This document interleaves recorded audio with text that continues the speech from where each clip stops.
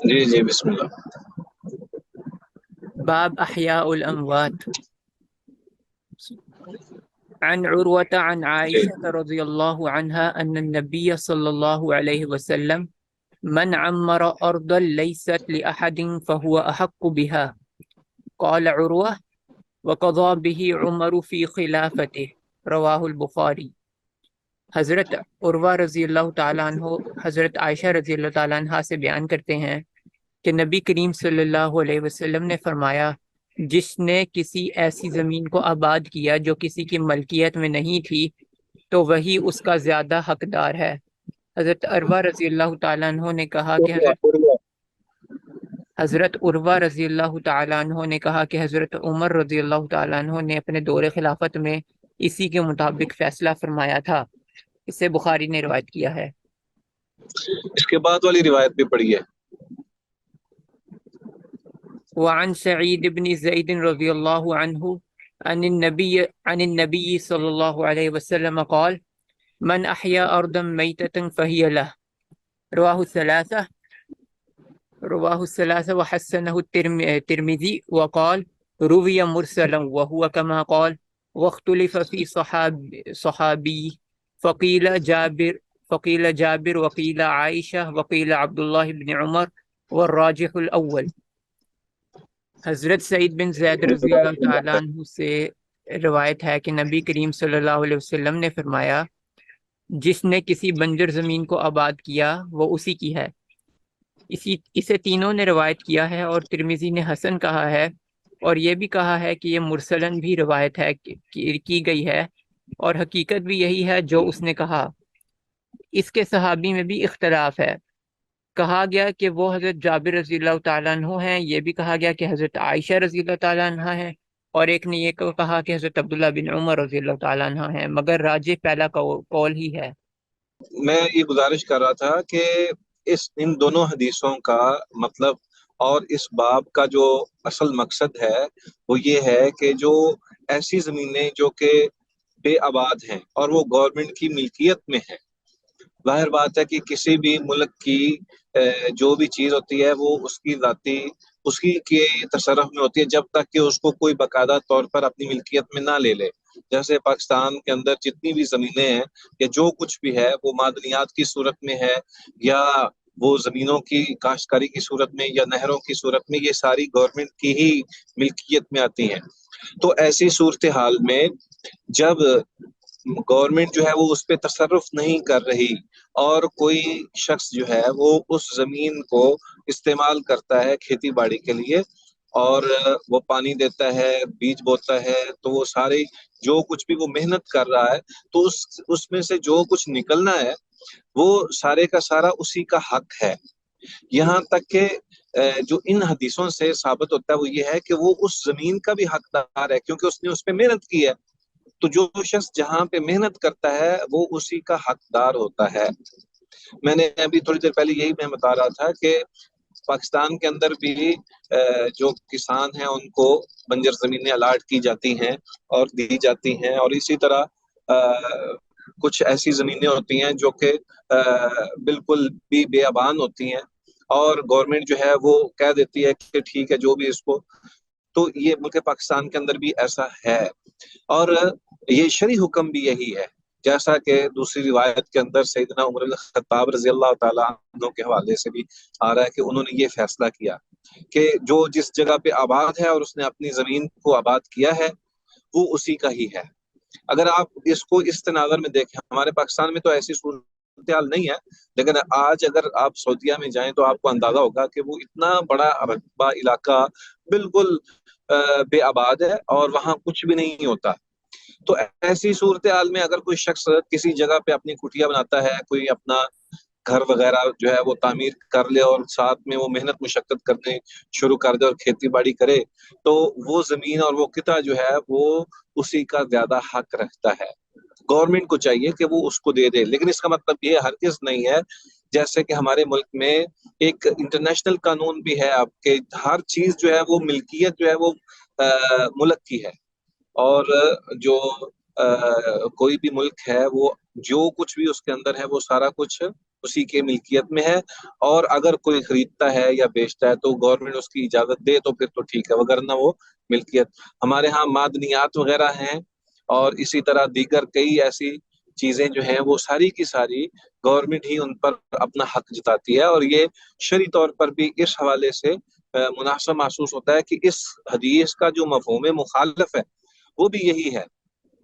کہ ویسے قانونی طور پر وہ ساری چیز جو ہے وہ ملکیت جو ہے وہ جو بادشاہت ہے یا حکومت ہے یا جو بھی سربراہ ہیں ان کی ہے، لیکن اگر کوئی دوسرا اس پہ عمل کرتا ہے، اس کی محنت کرتا ہے، تو وہ پھر اس کا حق زیادہ ہے۔ تو اس حدیث کا مفہوم مخالف بھی یہی ہے کہ ہر ملک کی جو چیز ہے وہ وہاں کی حکومت جو اس کی ذمہ دار ہے، ٹھیک ہے جی، اولی الامر جو ہے وہ حق رکھتا ہے جی۔ اس میں جو بعد میں ذکر کیا گیا ہے وحسنہ الترمذی وقال روی مرسلا وهو كما قال، کہ اس کا مطلب یہ ہے کہ امام ترمذی رحمہ اللہ نے اس کو صحیح کہا ہے، اور اس کو یہ بھی کہا گیا کہ یہ مرسل بیان کی گئی ہے۔ یعنی مرسل کا مطلب آپ بتائیں گے، کوئی آپ میں سے کوئی بتائے گا کہ مرسل کس کو کہتے ہیں، کس روایت کو کہتے ہیں؟ یہ مرفوع، موقوف، مرسل، اور پھر آگے بھی اس کی اقسام ہیں، موزل ہے، منقطع ہے، یہ ساری۔ تو ان میں سے مرسل کا کیا مطلب ہے؟ سر جس میں نبی صلی اللہ علیہ وسلم کا ڈائریکٹ ریفرنس دیا جائے، یعنی کہ انہوں نے ان سے سنا ہے ڈائریکٹ۔ نہیں، اس میں نا اگر تو وہ صحابی بیان کرے تو وہ تو نبی صلی اللہ علیہ وسلم سے ڈائریکٹ بیان کرے تو وہ ظاہر مرفوع ہو جائیں گی۔ یہاں تھوڑی سی قید لگانی بھی ضروری ہے کہ راوی صحابی کے علاوہ اگر راوی وہ نبی صلی اللہ علیہ وسلم سے براہ راست لے تو پھر جو ہے وہ مرسل ہے۔ جیسے سفیان ثوری رحمہ اللہ جو ہیں، وہ اگر جب حدیث بیان کرتے تھے تو وہ سیدھا نبی اکرم صلی اللہ علیہ وسلم کی طرف منسوب کر دیتے تھے۔ ہمارے ہاں بھی جو عموماً یہ بیان کیا جاتا ہے کہ نبی صلی اللہ علیہ وسلم نے فرمایا، نبی صلی اللہ علیہ وسلم نے فرمایا، اور سب سند جو ہے وہ بالکل چھوڑ دی جاتی ہے، تو یہ تو بغیر سند کے بات ہے نا۔ البتہ اگر کوئی شخص دور حاضر میں وہ ساتھ میں تخریج کر دیتا ہے کہ یہ بخاری میں یہ روایت ہے کہ نبی صلی اللہ علیہ وسلم نے فرمایا، تو پھر تو ٹھیک ہے۔ لیکن دور تابعین میں اگر کوئی تابعی یا تبع تابعی جو ہیں وہ ڈائریکٹ بیان کرتے تو پھر وہ مرسل ہے، ٹھیک ہے جی۔ چلیں، اس میں یہ بھی اختلاف ہے کہ یہ صحابی جو ہیں وہ بیان کرنے والے کیا یہ ہیں یا کوئی اور ہیں۔ دیکھیں، جو ہمارے سامنے رواہ الثلاثہ ہے کہ تین جو بیان کرنے والے ہیں انہوں نے بیان کیا ہے، اور اس میں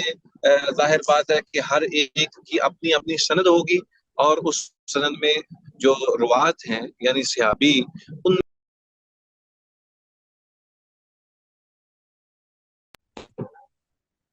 ٹھیک ہے۔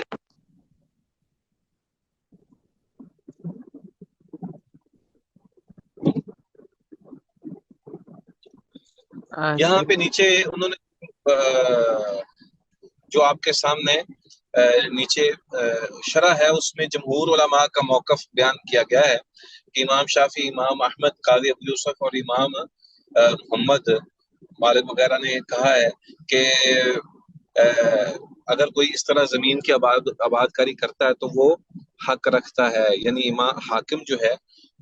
اس سے اجازت لینا ضروری ہے کہ وہ اجازت دے دے کہ میں یہاں پہ یہ کام کرنا چاہتا ہوں۔ جبکہ امام شافعی جو ہیں ان کا موقف جو بعد والے ہیں ان کا موقف یہ ہے کہ نہیں، اجازت کی ضرورت نہیں ہے، وہ تصرف کر سکتا ہے۔ بہرحال اس کو دیکھ لیجئے ذرا۔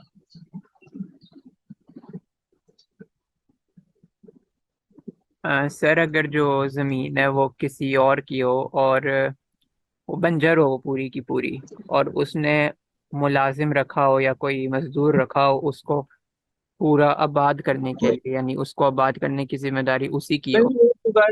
ملکیت جو ہے جب کسی ایک کی ثابت ہو جائے نا تو پھر اس کے اندر تصرف نہیں کیا جا سکتا۔ یہ وہ ہے جس کی ابھی ملکیت ہے ہی نہیں کسی کی۔ آپ جو بات کر رہے ہیں نا کہ کوئی ملازم اگر کوئی آباد کاری کرتا ہے یا محنت کرتا ہے تو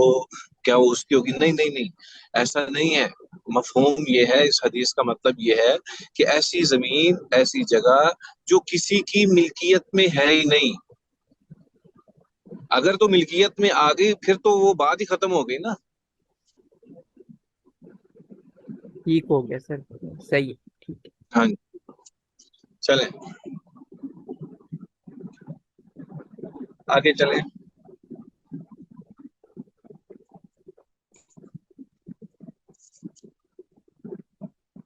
و- وعن ابن عباس رضی اللہ عنہما ان الصعب ان النس وعن ابن عباس رضی اللہ عنہما ان الصعب بن جثام الليثي رضی اللہ عنہ اخبره عن النبي صلی اللہ علیہ وسلم قال لا حما الا للہ ولرسولہ، رواہ البخاری۔ حضرت ابن عباس رضی اللہ عنہ سے روایت ہے کہ حضرت صعب بن جسامہ لیثی رضی اللہ عنہ نے انہیں خبر دی کہ نبی کریم صلی اللہ علیہ وسلم نے فرمایا چراگاہ مخصوص کرنا صرف اللہ اور اس کے رسول کے لیے ہی جائز ہے۔ اسے بخاری نے روایت کیا ہے۔ اس کا مطلب یہ ہے، اصل میں اس روایت کا مطلب یہ ہے کہ اگر کوئی ایسی زمین جو ہے جو کہ جیسے ہم پہلے پڑھ چکے ہیں کہ جو ملکیت کے بغیر جگہ ہے، اگر وہ کوئی بھی شخص جو ہے اس کو آباد کرتا تو وہ اس کی ہے، لیکن ایسی صورتحال میں پھر بھی جو حاکم وقت ہے نا اس سے اجازت لینا یہ ضروری ہے۔ اب اسی کی وضاحت تھوڑی سی اس روایت سے بھی سامنے آتی ہے کہ جب کوئی بھی شخص کسی زمین کو آباد کرتا ہے تو وہ زمین اگرچہ اس کا حق زیادہ ہے، لیکن اس کا احاطہ کر کے اپنے ملکیت میں بغیر اجازت کے رکھ لینا یہ جائز نہیں ہے۔ اسی طرح یہ بھی اسی روایت سے جو ہمارے سامنے آتی ہے چیز وہ یہ ہے کہ نبی اکرم صلی اللہ علیہ وآلہ وسلم چونکہ اس وقت ریاست کے حاکم تھے، ریاست کے جو فیصلہ ساز تھے، اس بنا پر انہی کا حق تھا، اور یہی وجہ ہے۔ یہاں مراد صرف یہ نہیں ہے کہ اللہ اور اس کا رسول ہی یا رسول اللہ صلی اللہ علیہ وآلہ وسلم ہی صرف جو ہے وہ اس کا حق رکھتے ہیں، نہیں، اس سے مراد ریاست کا جو اصل ہے، محور ہے، وہ حاکم وقت ہے، وہ بادشاہ ہے یا وہ سلطان ہے یا وہ خلیفہ ہے، جو بھی ہے وہ حق رکھتا ہے کہ وہ کسی بنجر زمین کا احاطہ کر کے اس کو جو گورنمنٹ کا خزانہ ہے اس کے اندر اس کو شامل کر دے، جمع کر دے، اور اس سے جو ہے وہ استفادہ کیا کرنے کے لیے مختص کر دے کسی بھی لحاظ سے۔ اور اس کی مثال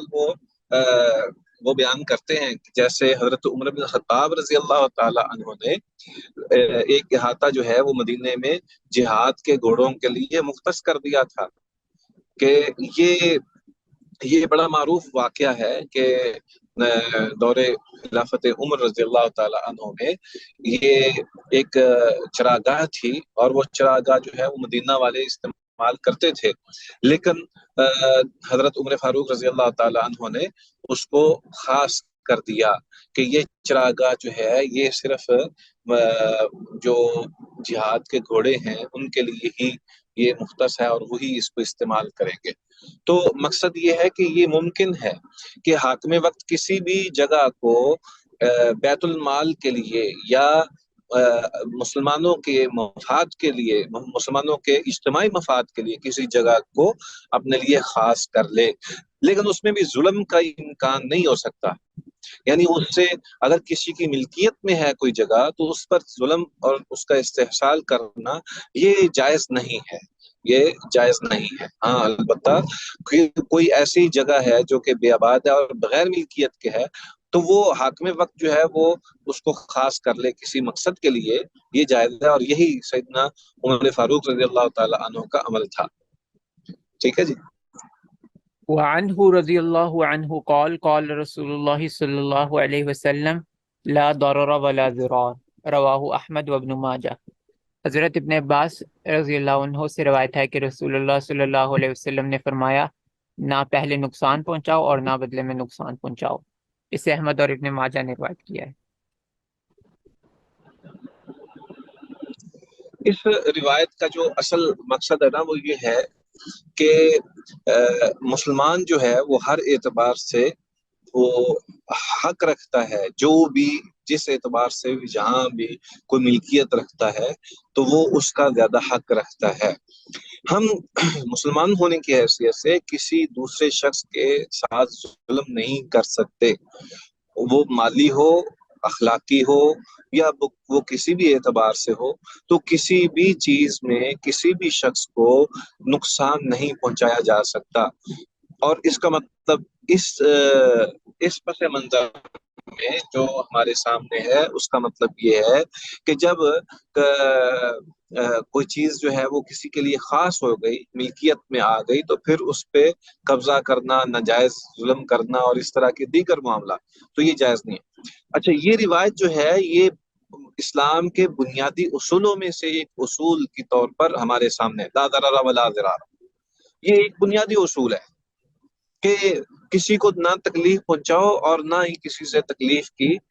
جو ہے وہ امید رکھو کہ وہ بھی آگے سے آپ کو تکلیف دے۔ تو اسلام جو ہے وہ ہر اعتبار سے مسلمان کا تحفظ کرتا ہے، مالی، جسمانی، روحانی اور اسی طرح اخلاقی عزت کا بھی، ٹھیک ہے۔ تو اس اعتبار سے اس بنیاد پر کسی شخص کو نہ تو نقصان پہنچایا جا سکتا ہے، نہ ہی یہ تصور کرنا چاہیے کہ وہ ہمیں نقصان پہنچائے گا۔ ایک اس میں یہ بھی بڑا خوبصورت پہلو ہے، یہ اس روایت سے جو ہمیں سمجھ آتی ہے وہ یہ ہے کہ ہر ایک شخص سے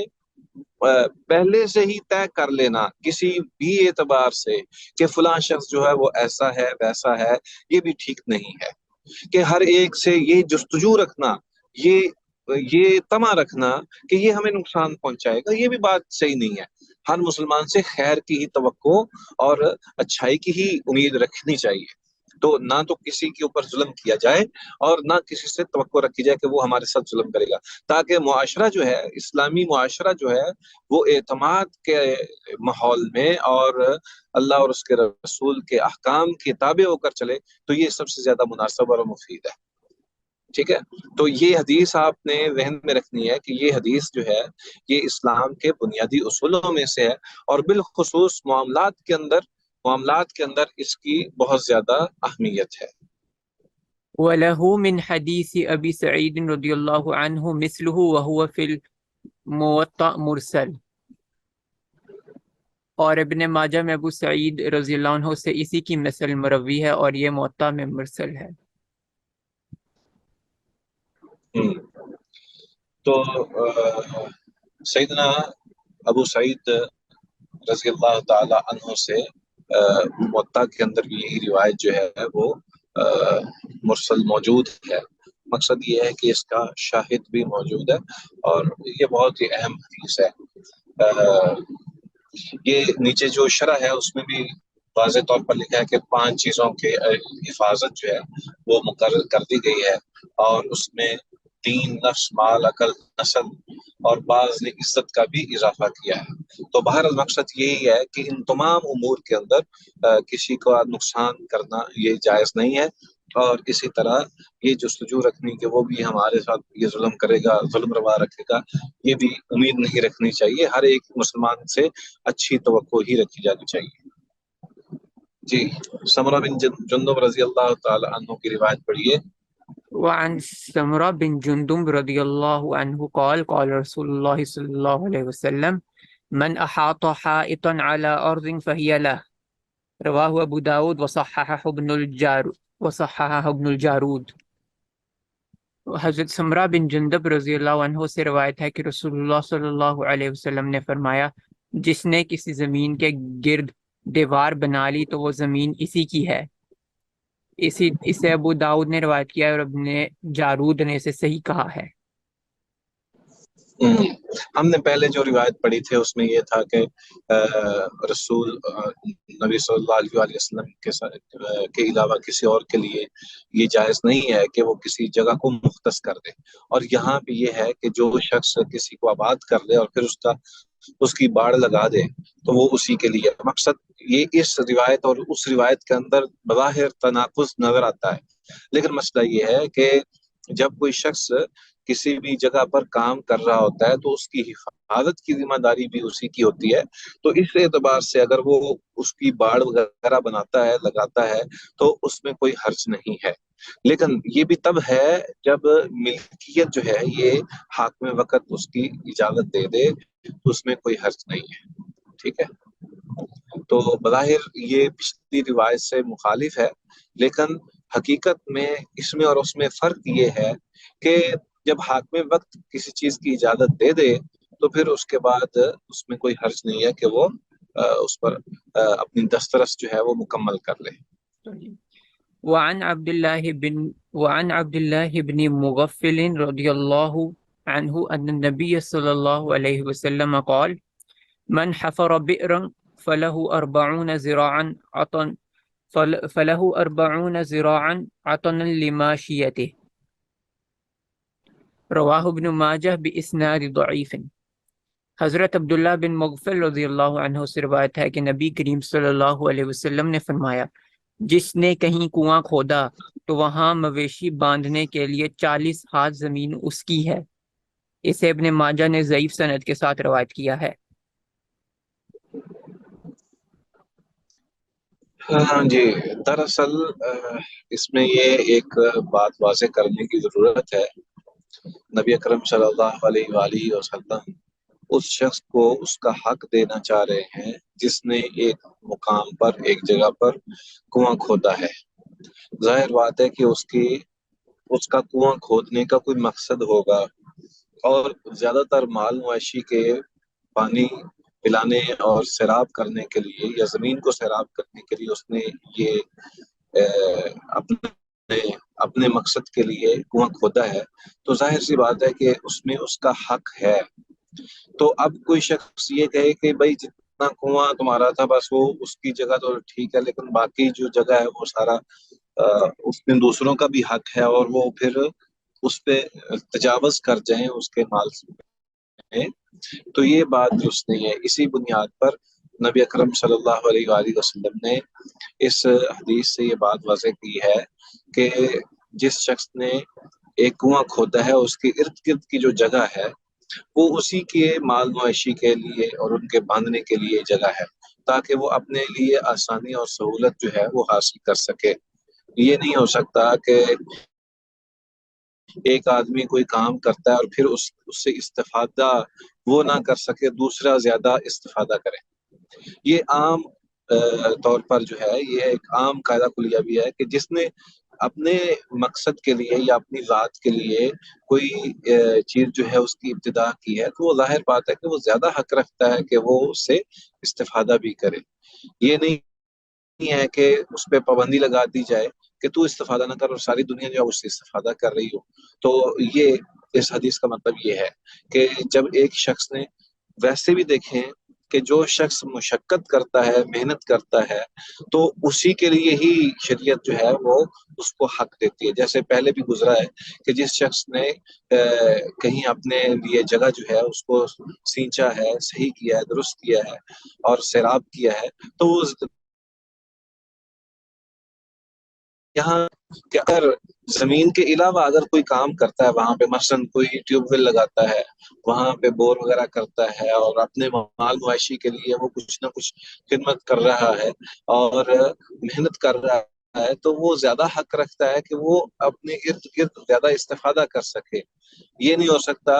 کہ دوسرے جو ہیں وہ زیادہ مستفید ہوں اور جو اصل مالک ہے وہ اس سے رہ جائے۔ یہاں پہ ایک اور بات بھی ہمارے سامنے ہونی چاہیے جس کا ذکر یہاں کر دینا مناسب ہوگا کہ بعض اوقات ایسی جگہیں یا ایسی چیزیں ہوتی ہیں جو کہ اللہ تبارک و تعالیٰ ویسے ہی رزق کے طور پر دے دیتے ہیں، اور اس میں سے ملکیت جو ہے اس میں پھر جا کر اگر کوئی بہت ہی ایسی چیز ہو جو کہ عام و خاص کے لیے حکومت کے انڈر آ جائے اور وہ زیادہ دوسروں کے لیے بھی مفید ہو، جیسے گیس ہے،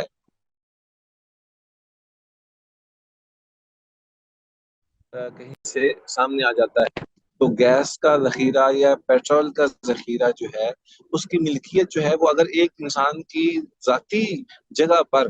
ایسی صورتحال سامنے آتی ہے کہ اس میں سے گیس نکل آئی ہے یا پیٹرول نکل آیا ہے یا اس طرح کی معدنیات میں سے کوئی چیز سامنے آ گئی ہے، تو وہاں پہ اختلاف ہے اس بات پر کہ کیا وہ ملکیت جو ہے وہ حکومت کی ہوگی یا پھر اس کی ذاتی ملکیت ہوگی جس کی جگہ تھی۔ تو بہرحال اس میں زیادہ بات یہی ہے کہ مفاد عامہ کا خیال رکھا جانا چاہیے کہ ایک چیز جو ہے وہ بہت ہی زیادہ ہے تو اب اس کو بند نہیں کیا جا سکتا، اس کو روکا نہیں جا سکتا کہ بس چونکہ ہے زیادہ اس لیے اس کو روکا۔ اس کی مثال یوں ہے کہ نبی اکرم صلی اللہ علیہ وآلہ وسلم نے عام لوگوں سے پانی کو روکنے سے منع فرمایا ہے کہ ایک بہتی ہوئی چیز ہے، ایک ندی ہے، نالا ہے، اور ایک انسان جو ہے اس پانی کو وہاں پہ جمع کر لے اور کہے کہ میں دوسروں کو اس سے استفادہ نہیں کرنے دوں گا، یہ بات درست نہیں ہے۔ ہاں البتہ یہ ہے کہ وہ اپنی ضرورت پہلے پوری کرے اور پھر اس کے بعد جو ہے وہ آگے لوگوں کے تصرف میں یا ان کی ضرورت کو پورا کرنے کے لیے آگے بھیج دے۔ تو اسی طرح ہی ہے، جیسے پانی روکنا منع ہے، ایک ندی چل رہی ہے تو پانی روکنا لوگوں کے تصرف سے، یہ خاص کر کے کہ اس کو بس ہم چونکہ میری ہی جگہ ہے اس لیے مجھے ہی اس کی ریئلٹی ملنی چاہیے اور حکومت وقت کا اس میں کوئی ہاتھ نہیں یا اس کا کوئی حق نہیں اور دوسرے لوگ جو ہیں وہ غیر متعلق ہو جائیں، تو یہ بات درست نہیں ہے۔ یہ تھوڑا سا اسی پس منظر میں آپ کو سمجھنا چاہیے کہ جیسے ایک آدمی جو ہے وہ کنواں کھودتا ہے تو پھر اس کا زیادہ حق رکھتا ہے، لیکن اس کا مطلب ہرگز یہ نہیں ہے کہ وہ لوگوں کو بالکل بھی اس سے دور کر دے کہ وہ بالکل بھی استفادہ نہ کر سکے، یہ بات نہیں۔ کچھ چیزیں ایسی ہوتی ہیں تو حق حقوق بھی رکھے ہوئے ہیں، جیسے عام مال کے اندر بھی مال کسی کا ہوتا ہے لیکن غریبوں کا بھی حق ہے اس میں، وہ صدقہ و خیرات کی صورت میں یا زکوٰۃ کی صورت میں۔ تو اسی طرح یہ الگ بات ہے کہ وہ ملکیت اسی کی ہی ہے جیسے اس حدیث سے سامنے آ رہی ہے بات، لیکن اس کا مطلب یہ نہیں ہے کہ وہ اس کو محدود کر دے، روک لے اور لوگ اس سے استفادہ نہ کر سکیں۔ یہ بات اپنی جگہ پر بھی سمجھنی چاہیے۔ جی اس میں مجھے لگ رہا ہے آپ نے کوئی سوال وغیرہ ضرور کرنا ہوگا، ایسا ہے مجھے لگ رہا ہے جو صحیح بات ہے۔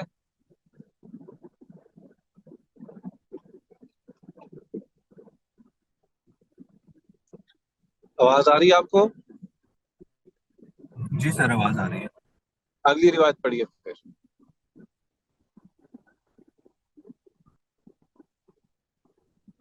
وعن علقمة بن وائل عن أبيه رضي الله عنه أن النبي صلى الله عليه وسلم أقطعه أرضا بمحضر موت. رواه أبو داود بحضر موت بحضر موت. رواه أبو داود والترمذي وصححه ابن حبان. حضرت علقمہ بن وائل اپنے باپ سے روایت کرتے ہیں کہ نبی کریم صلی اللہ علیہ وسلم نے انہیں حضر موت کے علاقے میں زمین عطا کی۔ اسے ابو داؤد اور ترمذی نے روایت کیا ہے اور ابن حبان نے اسے صحیح قرار دیا ہے۔ اس سے اگلی روایت بھی پڑھی ہے۔ وعن ابن عمر رضی اللہ عنہما ان النبی صلی اللہ علیہ وسلم اقطع الزبیر حضر فرسه فأجر الفرس حتى قام ثم رمى بصوته فقال أعطوه من حيث بلغ الصوت. رواه ابو داود ورجاله ثقات۔ حضرت ابن عمر رضی اللہ عنہما سے روایت ہے کہ نبی کریم صلی اللہ علیہ وسلم نے حضرت زبیر رضی اللہ عنہ کو ان کے گھوڑے کی دوڑ کے برابر زمین عطا کی۔ انہوں نے گھوڑا دوڑا یا حتیٰ کہ وہ کھڑا ہو گیا، پھر انہوں نے اپنا کوڑا آگے پھینکا۔ آپ صلی اللہ علیہ وسلم نے فرمایا اسے وہاں تک جگہ دے دو جہاں کوڑا پہنچا ہے۔ اسے ابو داؤد نے روایت کیا ہے اور اس کے راوی ثقہ ہیں۔ جی، یہ دو روایتیں جو ہیں، ان دو روایتوں سے جو بات سمجھ آتی ہے وہ یہ ہے کہ نبی اکرم صلی اللہ علیہ وآلہ وسلم نے صحابہ کو کہیں نہ کہیں زمین کے ٹکڑے دیے۔ اب حاکم وقت جو ہے وہ یہ حق رکھتا ہے کہ وہ کسی کو کوئی جگہ دے دے مناسب۔ وہ دو صورتیں ہو سکتی ہیں، ایک تو یہ کہ وہ ضرورت مند ہے، کسی شخص کو ضرورت کی بنا پر کوئی بھی فائدہ پہنچانا حاکم وقت کے لیے جائز ہے، یہ اس کے ذاتی مفاد نہیں ہوں گے، بلکہ یہ ایک ملکی مفاد کی غرض سے حاکم وقت اگر کسی کو چونکہ رعایا ہے تو رعایا کی ضرورت ہے، تو اس ضرورت کو پورا کرنا اولی الامر ہونے کی حیثیت سے وہ لازم ہے، تو اس لیے اس صورت میں دیا جا سکتا، اس میں کوئی حرج نہیں ہے۔ دوسری بات یہ ہے کہ انعام کے طور پر بھی کسی کو کوئی ٹکڑا دیا جا سکتا ہے۔ آپ دیکھیں نا، پہلی روایت میں جو مذکور ہے حضر موت والی، یمن کے جنوب میں یہ علاقہ ہے، وہاں پہ نبی اکرم صلی اللہ علیہ وسلم نے زمین کا قطع دیا۔ پہلی بات تو یہ ہے کہ یہ ایک بہت دور اور مدینہ سے کوئی سینکڑوں میل دور جو ہے وہ جگہ ہے جہاں پر نبی اکرم صلی اللہ علیہ وسلم تصرف کیا ہے، گویا کہ اپنے آپ علیہ الصلوۃ والسلام نے ایسا تصرف جو ہے وہ اپنے ولی الامر ہونے کی حیثیت سے کیا ہے، اگرچہ وہ خود نبی اکرم صلی اللہ علیہ وسلم وہاں موجود نہیں تھے۔ دوسری بات یہ ہے کہ کسی کو زمین جو ہے وہ انعام کے طور پر بھی دی جا سکتی ہے، جیسے دوسری روایت میں ہے کہ نبی اکرم صلی اللہ علیہ وآلہ وسلم نے اجازت دی کہ وہ گھوڑا دوڑائیں، اور جہاں جتنا گھوڑا دوڑائیں گے اتنی زمین ان کو میسر ہو جائے گی، لیکن ان کی طبیعت میں اور ان کے مزاج میں یہ تھا کہ مجھے مزید مل جائے، اس لیے جہاں گھوڑا رک گیا وہاں اس کے بعد نبی اکرم صلی اللہ علیہ وآلہ وسلم کے صحابی نے وہ اپنا، اس سے یہ ثابت ہوتا ہے صورتوں میں اولی الامر جو ہے وہ کر سکتا ہے، لیکن اس میں یہ شرط ضرور ہونی چاہیے کہ وہ ذاتی مفادات اس میں نہیں ہونے چاہیے، جیسے دور حاضر میں بعض اوقات جو ذاتی مفاد کی خاطر حاکم وقت جو ہے وہ لوگوں کو استعمال کرتے ہیں اور بعد میں اس سے استفادہ بھی کرتے ہیں، ایسا نہیں۔ اولی الامر جو ہے وہ رعایا کے عام معاملات کو دیکھ کر اگر اپنے بیت المال سے کچھ چیز دے دیتا ہے، اور اسی طرح ملک کی چیزوں میں سے کوئی چیز جو ہے وہ اگر وہ جو غیر استعمال شدہ ہیں یا کسی کی ملکیت میں سے نہیں ہے وہ اگر تصرف میں دے دے تو اس میں کوئی حرج نہیں ہے، ٹھیک ہے۔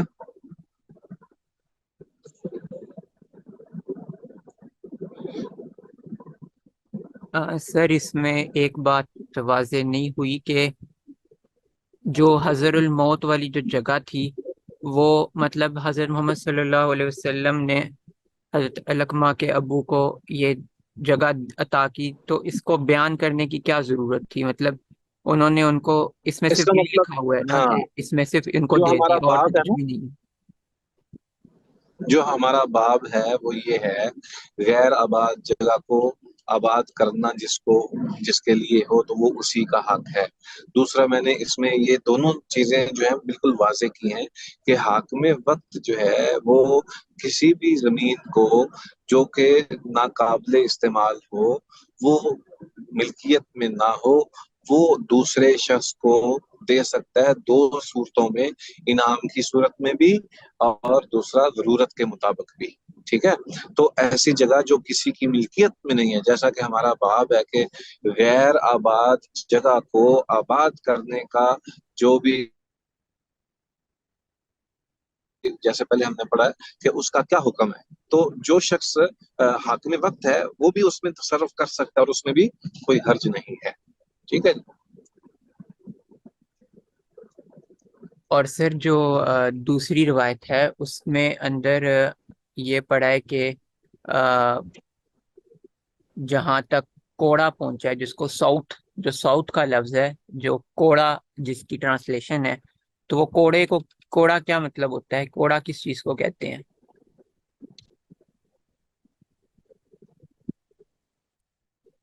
کوڑا جو جس سے جانور کو مارا جاتا ہے چلانے کے لیے، چھانٹا، گھوڑے کو دوڑانے کے لیے جو چابک ہوتا ہے جس سے اس کو مارا جاتا ہے؟ چھانٹا. ہاں، کوڑا ہے نا، یعنی جس سے گھوڑے وہ ان کے ہاتھ میں ہو. وعن رجل من الصحابة رضي الله عنهم قال غزوت مع النبي صلى الله عليه وسلم فسمعته يقول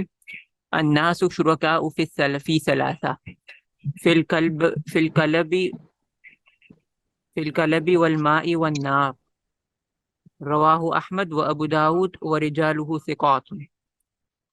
ایک صحابی سے روایت ہے کہ نبی کریم صلی اللہ علیہ وسلم کے ساتھ ایک غزوہ میں شریک تھا،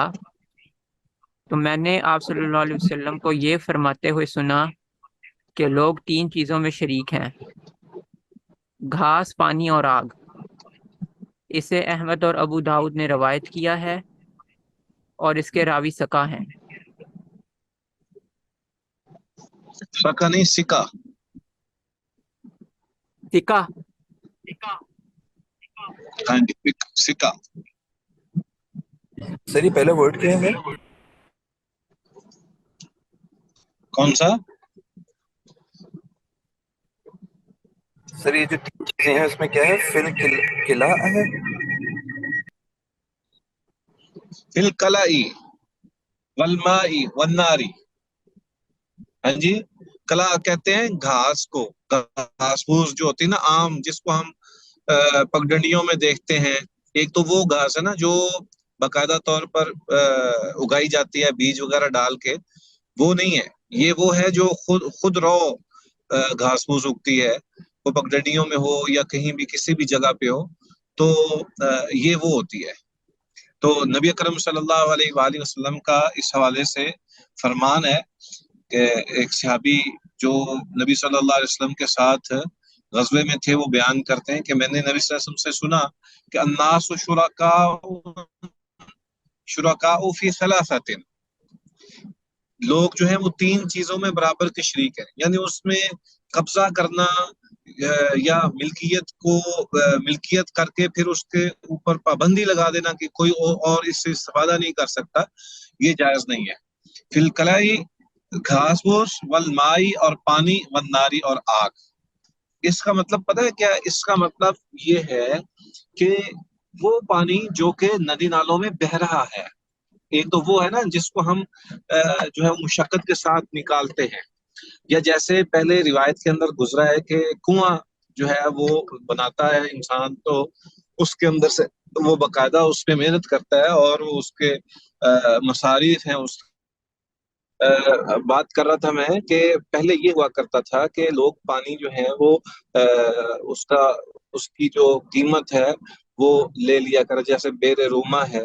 تو ایسی صورتحال میں تو کسی انداز میں جائز تھا اس دور میں، کیونکہ وہاں پہ مصارف وغیرہ ہوتے ہیں. لیکن جو بہنے والا پانی ہے، اس پہ کسی کی بھی دسترس کی کوئی یا ملکیت کی کوئی بات نہیں ہے، نہ ہی کسی نے وہاں پہ کچھ کیا ہوتا ہے، اس کو بیچنا یہ جائز نہیں تھا. اب صورتحال یہ ہے کہ ہمارے ہاں جو ہے وہ پانی باقاعدہ طور پر فلٹریشن کر کے اس کو بیچا جاتا ہے، اور دوسری صورت یہ بھی ہوتی ہے کہ اس کی کیفیت کو چینج کر کے برف بنا کر بیچا جاتا ہے. تو یہ بعض لوگ جو ہیں وہ اس چیز کو مکروہ خیال کرتے ہیں کہ پانی کو بیچنا، چونکہ یہ اس حدیث کی وجہ سے وہ کہتے ہیں کہ یہ جائز نہیں ہے. نبی صلی اللہ علیہ وسلم نے چونکہ اس پہ یہ بات کہی ہے، تو اس بنا پر یہ مکروہ ہے کہ کوئی شخص جو پانی کا کاروبار کرے. لیکن یہ اس وقت تک ہے جب کہ اس کا بیچنے والے کا اس پہ کوئی خدمت یا سروسز جو ہیں وہ نہ ہوں، تو ایسی صورتحال میں وہ. لیکن ویسے جو ہے وہ پانی جو ہے وہ ہر ایک کی ملکیت میں آنا چاہیے، دسترس میں ہونا چاہیے، اور وہ استفادہ جو ہے اس کا موقع دینا چاہیے، کیونکہ یہ زندگی کی بنیادی ضرورت ہے. پانی زندگی کا مطلب نے کیا ہے کہ آگ جو ہے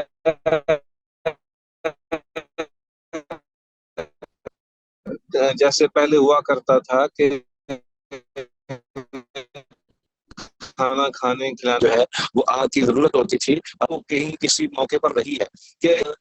جو یہ کچھ نہ کچھ جو ہے وہ کسی سے مستعار لینا تھوڑا بہت انگارہ، تو اس میں کوئی حرج نہیں ہے، وہ بیچنا نہیں چاہیے، وہ بیچنا شریعت نے بنیاد پر علماء اس کو مکروہ کیا،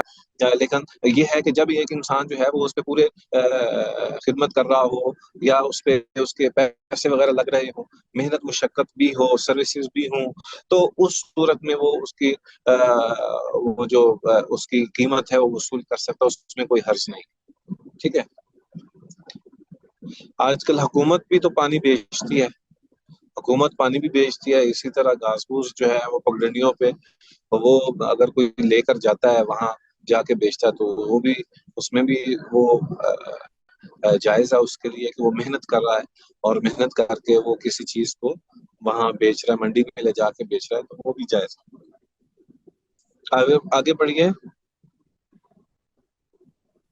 سر آگ میں جو اس حدیث کے مطابق آگ میں لوگ اس طرح شریک ہوں گے کہ جب جہنم میں جائیں گے تو وہ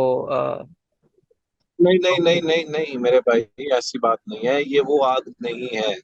یہ وہ آگ ہے جو ہم گھروں میں جلاتے ہیں، اور ضرورت کے لیے کسی نے کھانا وغیرہ بنانا ہے تو وہ جب آگ جلاتے تھے تو آگ جلانے کے لیے بھی ایک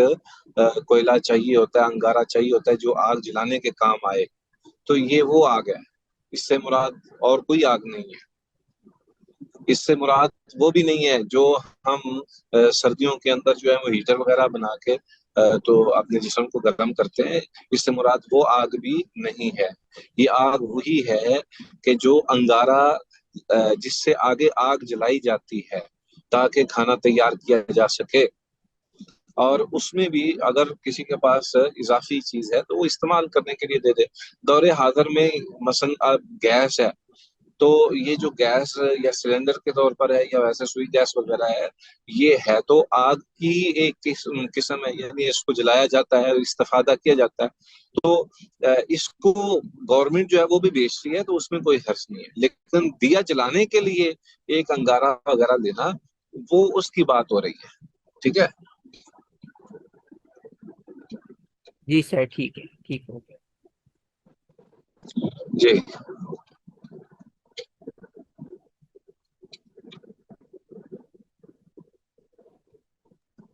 باب الوقف۔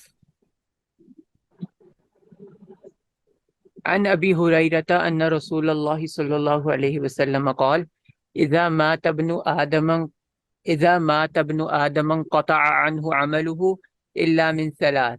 صدقة جاریة او علم ينفعه به او ولد صالح يدعو له، رواہ مسلم۔ حضرت ابو ہریرہ رضی اللہ عنہ سے روایت ہے کہ رسول اللہ صلی اللہ علیہ وسلم نے فرمایا، جب آدم کا بیٹا فوت ہوتا ہے تو اس کا عمل اس سے منقطع ہو جاتا ہے سوائے تین اعمال کے: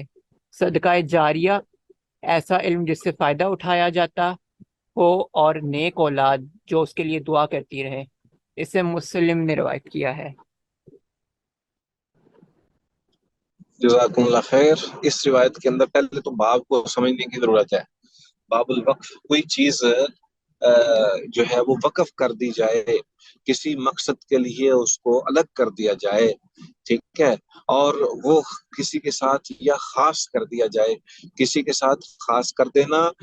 یا کسی کے لیے اس کو ایک وقت تک بھی اگر کسی کو دے دیا جائے، تو یہ وہ صورتیں ہیں جو کہ وقف کی صورتیں بنتی ہیں۔ تو وقف کا مطلب ویسے تو ٹھہرنا ہوتا ہے، لیکن یہاں اس کا مطلب یہ ہے کہ کوئی بھی چیز جو ہے وہ کسی کے ساتھ محدود کر کے اس کا حصہ بنا دیا جائے، یا تصرف وہ صورت ہے۔ تو یہ ہے کہ یہ جو حدیث ہے یہ بہت ہی خوبصورت حدیث ہے، اور انتہائی عظیم الشان حدیث ہے، جس کے اندر انسان کی آخرت اور عاقبت میں اس کے جو اعمال ہیں ان کا بڑھنا، یہ اس کا امکان بیان کیا گیا ہے، اور اس کے لیے انسان کی قد و کاوش اور اس کے لیے انسان کی جو محنت ہے اس کو بہت ہی اچھے طریقے سے ذکر کر دیا گیا ہے۔ اچھا، یہ اگرچہ وقف کی ذیل میں یہ چیزیں کیوں آئی ہیں، یہ تین چیزیں جو ہیں یہ وقف کی صورت میں ہمارے سامنے کیوں آئی ہیں، اس کا مطلب مقصد یہ ہے کہ یہ دراصل ایسے ہی جیسے ایک نیکی جو ہے وہ چل رہی ہے، اسی طرح جو وقف ہوتا ہے کہ انسان کوئی چیز کسی کے ساتھ وقف کر دیتا ہے تو اس کی نیکی بھی اس کو پہنچتی رہتی ہے۔ تو اس حدیث میں 3 چیزیں بیان کی گئی ہیں، ان میں سے پہلی چیز صدقہ جاریہ۔ صدقہ جاریہ کیا ہے کہ انسان کوئی چیز جو ہے وہ راہ للہ جو ہے وہ دے دیتا ہے کہ جب تک یہ چیز باقی ہے یا جب تک یہ معاملہ باقی ہے اس سے لوگ استفادہ کرتے رہیں۔ اچھا، یہ استفادہ جو ہے وہ محدود بھی ہوتا ہے اور غیر محدود بھی ہوتا ہے۔ محدود سے مراد یہ ہے کہ بعض اوقات وقف کی ایسی صورت بھی ہوتی ہے کہ انسان جو ہے اس کی ملکیت اپنے پاس ہی رکھتا ہے، لیکن اس سے اس کی جو باقی جتنی بھی جو فوائد و ثمرات ہیں اس سے لوگوں کو استفادہ کا حق دے دیتا ہے۔ یہ ایک صورت یہ بھی ہے کہ نہیں، وہ ملکیت بھی اپنی جو ہے وہ بھی چھوڑ دیتا ہے اور وہ کہتا ہے کہ بس یہ وقف ہے اور اس سے ساری دنیا استفادہ کرتی رہے، میرا اس کے ساتھ کوئی تعلق نہیں ہے، ٹھیک ہے۔ اچھا، اس میں جو درمیانی راہ ہے دونوں صورتوں میں وہ یہ ہے کہ انسان جو ہے وہ ظاہر نیکی کا ایک انداز ہے، نیکی کا ایک انداز ہے۔ ایک بندہ نیکی کرتا ہے کہ وہ صرف راہ دکھا رہا ہے اور اس پہ مال تصرف کر رہا ہے اور وہ خود اس میں شامل نہیں ہے۔ تو ایک وہ ہے کہ جو باقی سارے جتنے بھی مسائل ہیں ان کو بھی فیس کر رہا ہے، اور مزید خدمت یہ بھی ہے کہ وہ ان کے اندر وقت بھی دیتا ہے اور اپنی چیز کو بھی ہبہ کر دیتا ہے، وقف کر دیتا ہے۔ تو زیادہ بہتر یہی ہے کہ انسان جو ہے جو چیز بھی وقف کر رہا ہے اس کے سارے معاملات کو خود بھی ہینڈل کرے، یہ زیادہ اس کے لیے کار ثواب ہے، یہ زیادہ اس کے لیے مفید ہے۔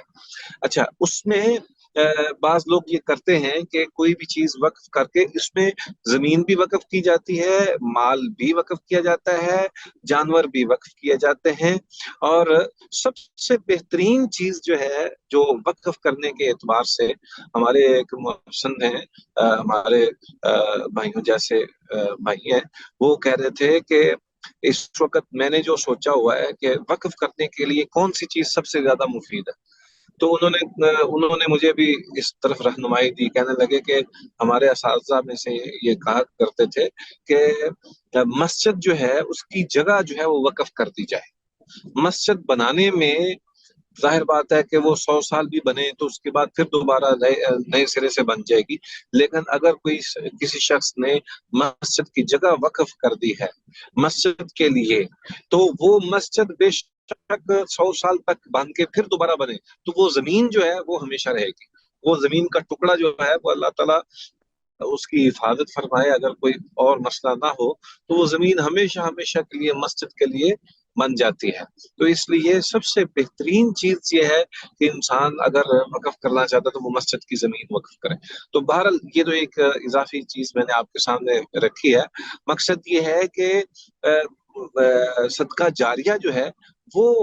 کیا جا سکتا ہے، اور اس حدیث میں سب سے پہلی بات اس انداز سے بیان کی گئی ہے۔ اور دوسری بات کہ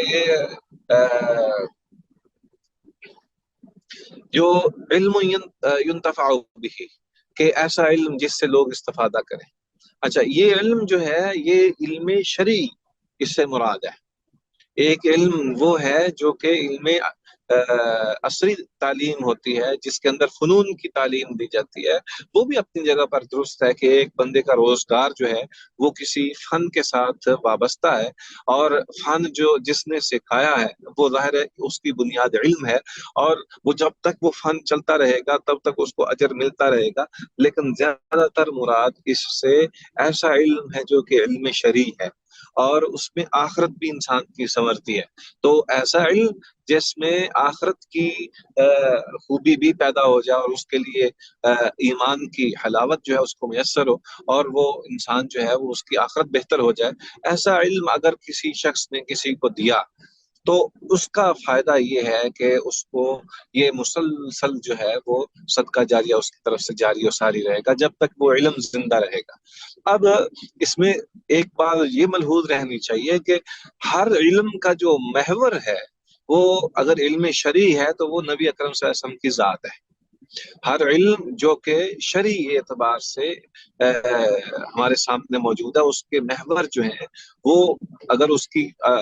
بنیاد تک پہنچنے کی کوشش کی جائے تو وہ نبی اکرم صلی اللہ علیہ وسلم کی ذات ہیں، اور یہ وحی سے ہم تک پہنچا ہے۔ اب وحی سے جو بھی چیز ہم تک پہنچی اور ہم آگے پہنچاتے ہیں، تو اس میں پھر آپ دیکھیں کہ کتنی ہی ایسی احادیث ہیں کہ جس میں نبی اکرم صلی اللہ علیہ وآلہ وسلم نے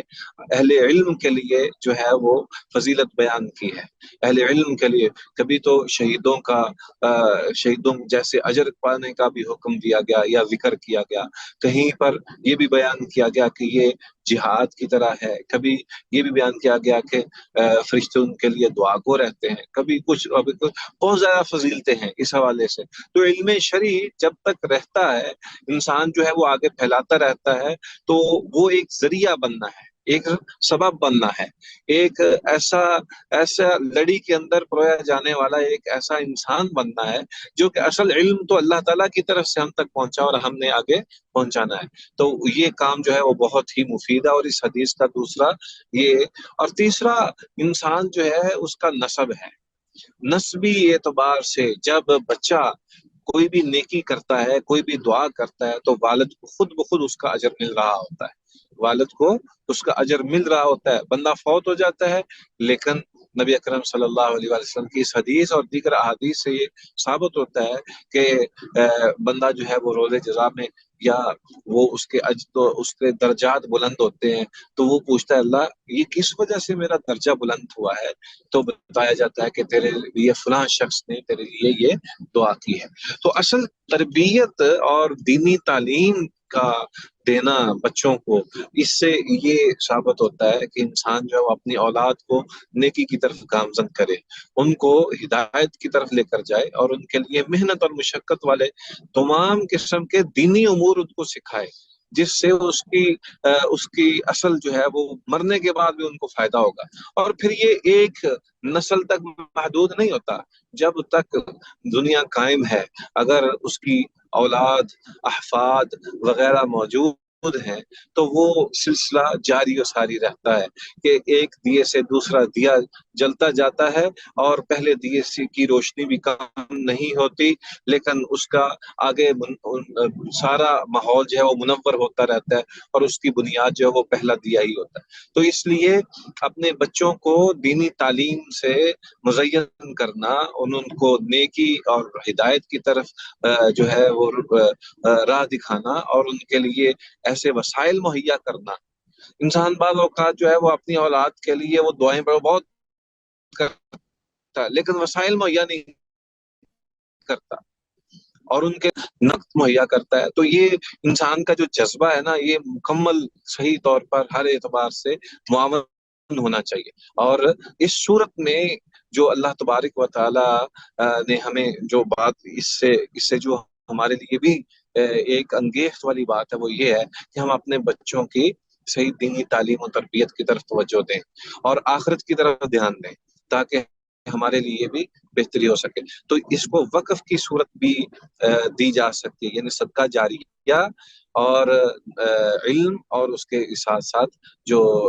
اولاد کی نیکی ہے وہ بھی ایک قسم کا وقف ہے۔ کوئی اجرت نہیں لیتا انسان کہ میں نے جب ایک دفعہ ایک چیز سکھا دی ہے، بیان کر دیا، پڑھا دی ہے، سکھا دی ہے، تو اس کے بعد پھر اس کی اجرت بھی لینی شروع کر دے۔ ہاں البتہ جو اساتذہ ہوتے ہیں وہ اپنی ضروریات کے لیے، ضروریات کے حصول کے لیے وہ کچھ نہ کچھ لیتے رہتے ہیں، اور اس کا مطلب یہ ہرگز نہیں ہے کہ وہ دین کو بیچ رہے ہیں یا علم کو بیچ رہے ہیں۔ وہ تو ایک وقت ہے، محدود مدت کے لیے ہے، لیکن اصل چیز یہ ہے کہ علم جو ہے وہ باقی رہنے والا ہے، اور اللہ تبارک و تعالیٰ اس کی توفیق دینے والا ہے۔